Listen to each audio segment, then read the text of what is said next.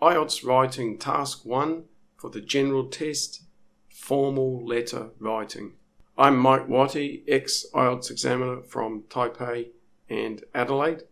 I'm also an author of IELTS books, and I have my website IELTSanswers.com, and I've been assessing over 10,000 writing tasks for my students.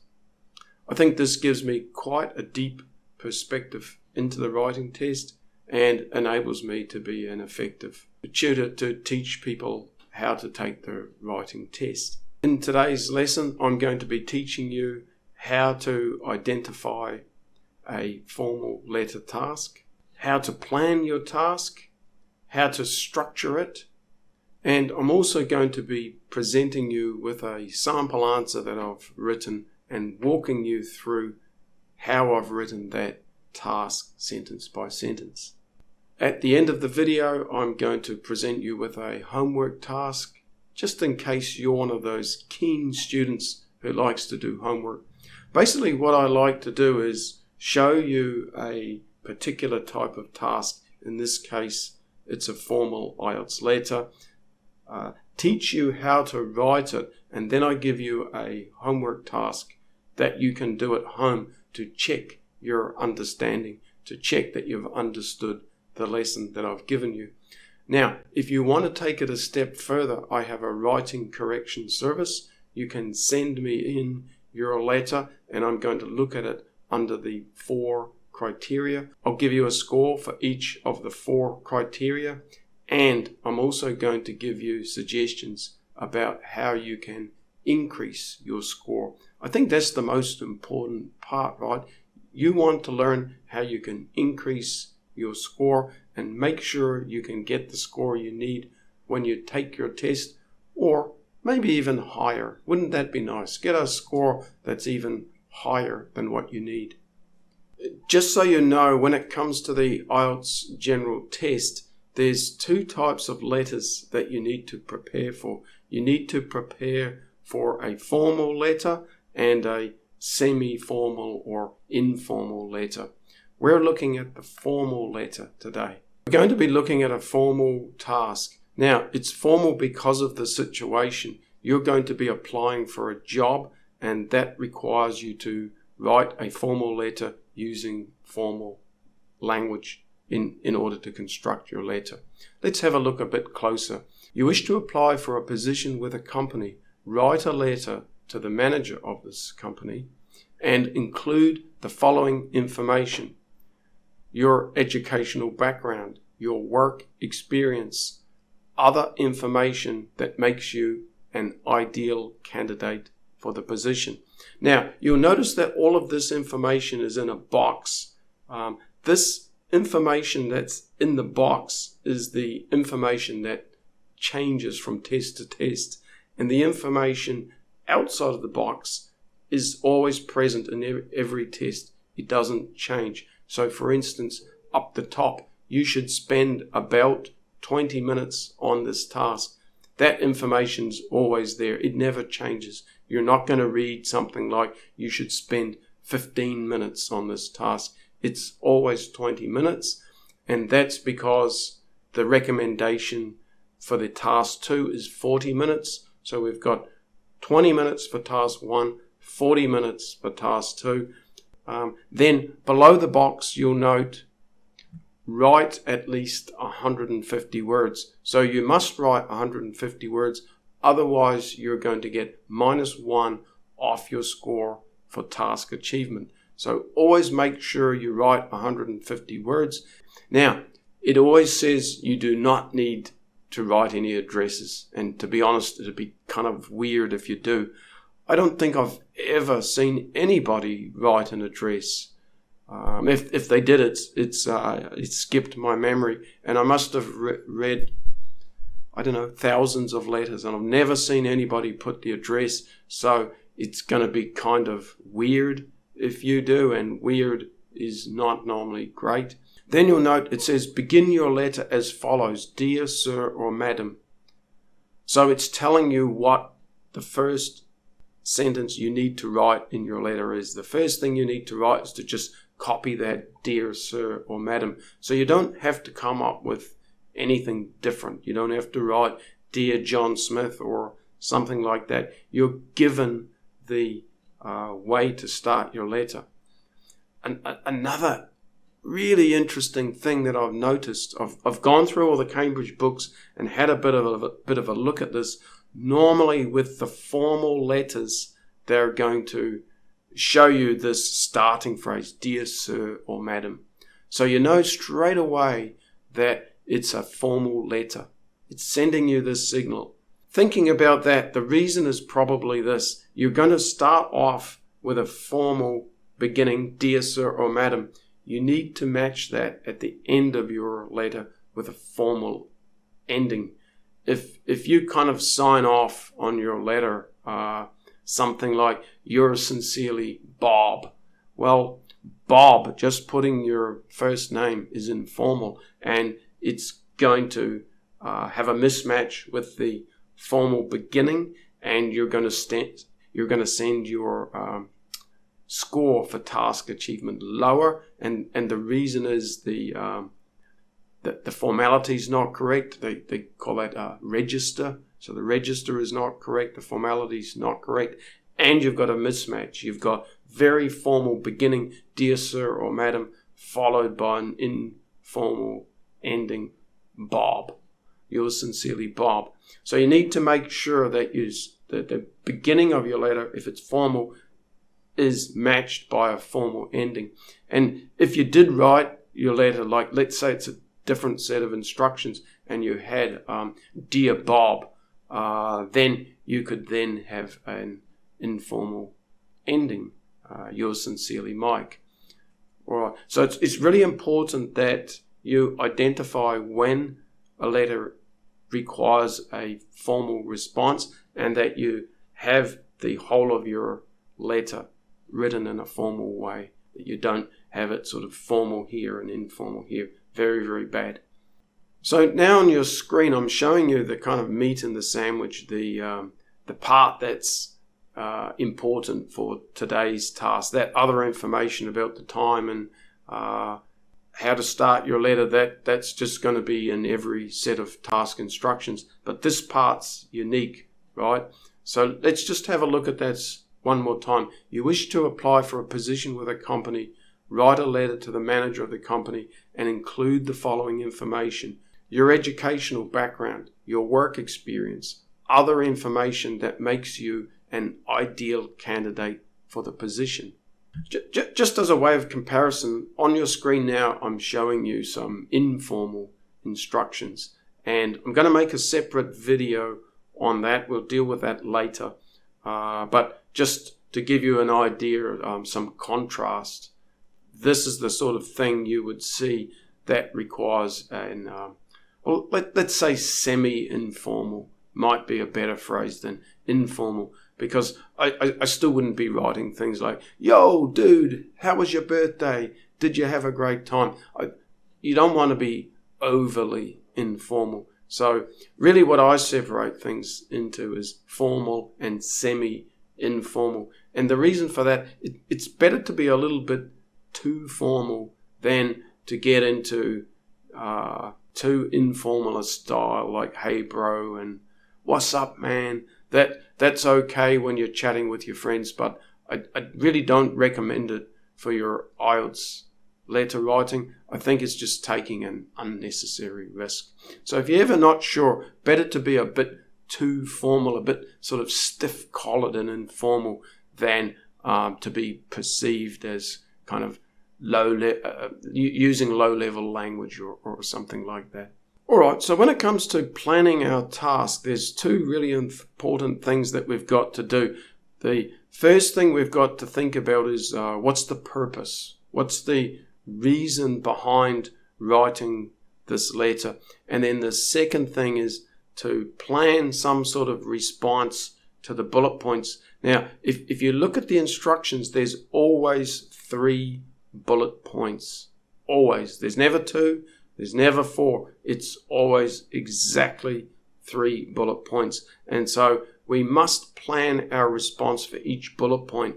The kind of golden rule, we want a paragraph for each bullet point, right? A discrete paragraph for each bullet point.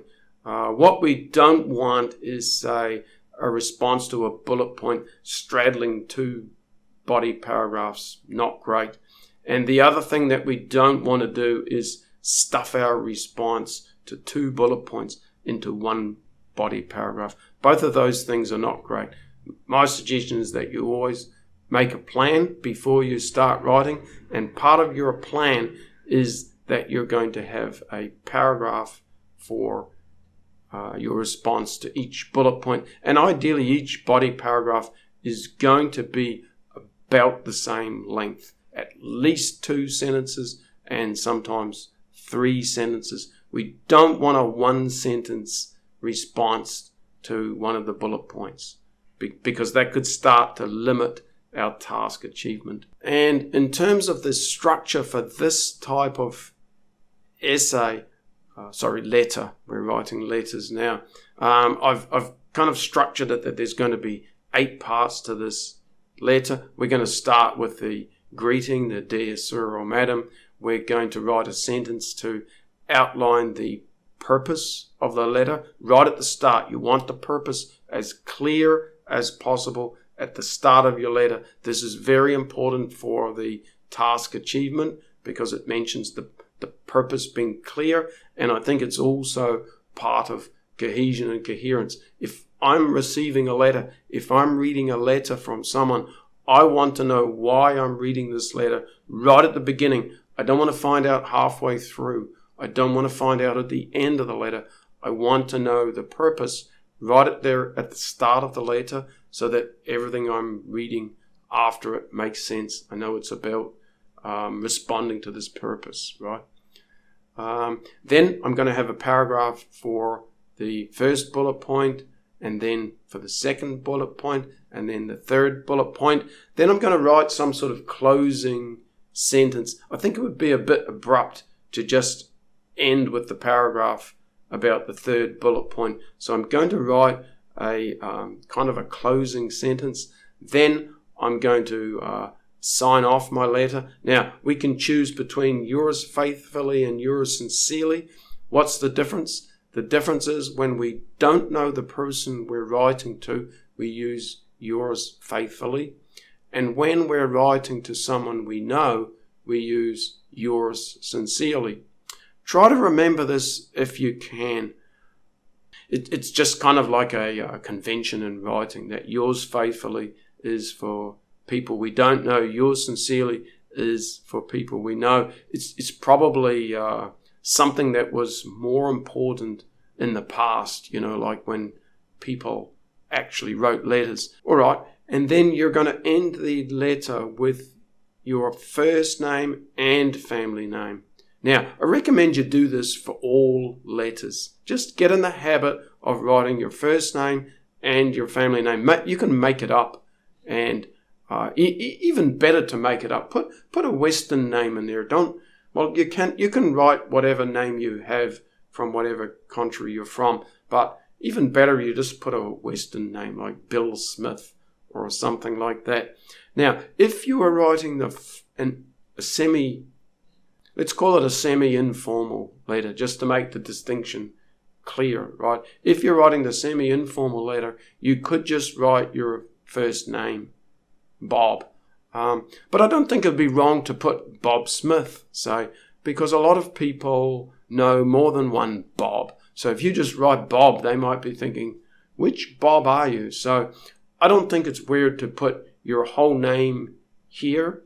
And if you get in the habit of just writing your full name, it's never going to be wrong. Whether it's the formal or semi-informal letter, you're always going to be in the right. So isn't that great? That's much better than having to remember, okay, it's formal, I need to put my full name. Oh, now it's semi-informal, I can just put my first name. I like things that don't need to change because it's one less thing to remember when you're in the test room, right? Okay, so now let's look at these parts in closer detail. So I'm going to be going through the sample letter that I've written and just showing you part by part and explaining it. So you better write, "Dear Sir or Madam, you've been told to do this, you've been instructed to do this, so I suggest you do it." Don't write anything else. You could potentially write, "Dear Bob Smith," I suppose, and I think most examiners are going to be okay with that. But maybe you get some sort of stickler and he's like, "The instructions told you to write 'Dear Sir or Madam,' so you must do it." It's possible, right? And I'm a big fan of getting rid of any risk-free approach, right? So we want the "Dear Sir or Madam," comma.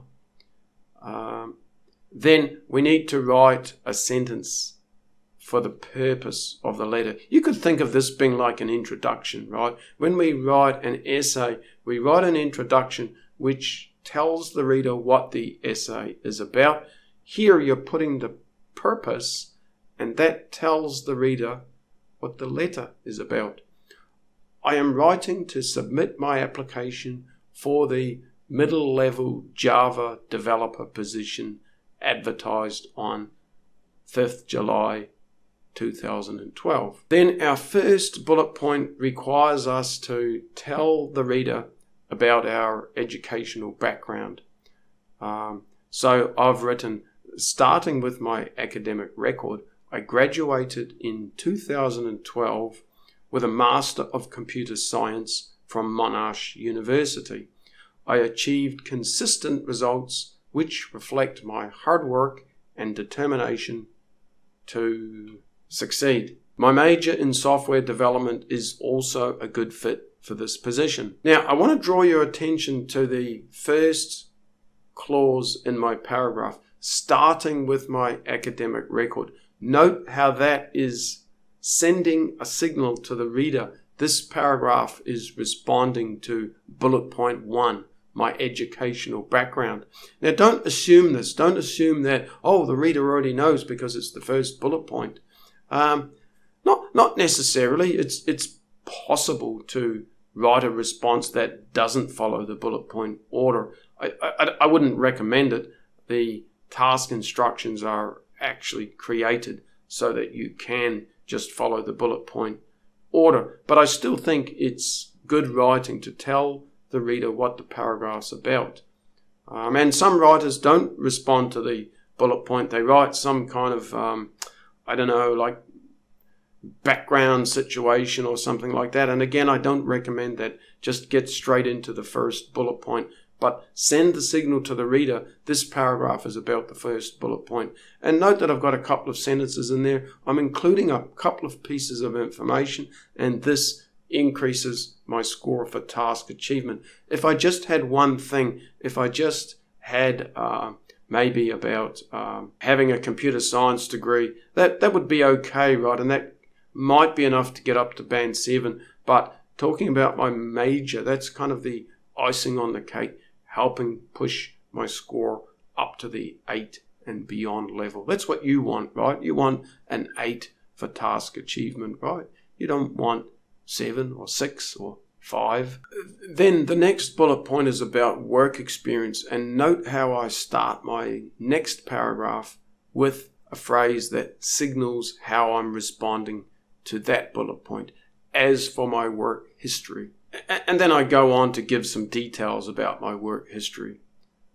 As for my work history, I have worked for more than 2 years at HiSoft, a leading software company where I participated in a range of Java projects to create web-based solutions for clients.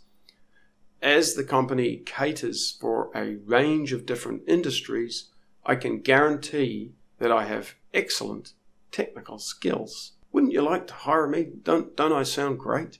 The third bullet point asks me to give other information that makes me an ideal candidate for the position. So again, I'm going to start off with a phrase that signals the bullet point I'm responding to, and then add some details in my response. Another reason why I believe I am a good fit for the role that you advertised is that I'm a very flexible person who is willing to travel. I have a car and can travel to the clients and other branches of the company in order to achieve the best results. Now we want to give some sort of closing to the letter, and I've written, I appreciate your time and consideration of my application. And now I just need to sign off my letter, and I've written, yours faithfully, Tim Finn. Now, what I suggest you do for homework is to download the PDF in the description below. That's going to give you my model answers for letter writing and also essays, and also the homework tasks in case you would like to practice your writing to check your understanding. And then remember, if you want to, you can send your letter task to me. I have a writing correction service. I'm going to be putting details of that below in the description to this video in case you would like to send me your work and receive a band score and also suggestions about how you can increase your score and perhaps decrease some of the risk in your writing. Let's take a quick look at the homework task. A museum near your home is looking for people to do part-time voluntary or unpaid work. You would like to do some voluntary unpaid work at the museum. Write a letter to the museum director to apply for the voluntary or unpaid work. In your letter, explain why you want to do voluntary unpaid work at the museum. Describe some skills and qualities you have that would be useful. Give details of when you would be available for work. So you might like to do that task and just check that you understand what I've taught you today, that you can write an effective formal letter. You might also be interested in my ebook for writing, and I'll put details of that in the description. And then I strongly suggest you subscribe to me. This way you're going to get notifications as I release new videos. The next video I'm going to be working on is the other kind of letter, the kind of semi-formal, semi-informal letter that you need to be able to write as well. Best of luck preparing for your test.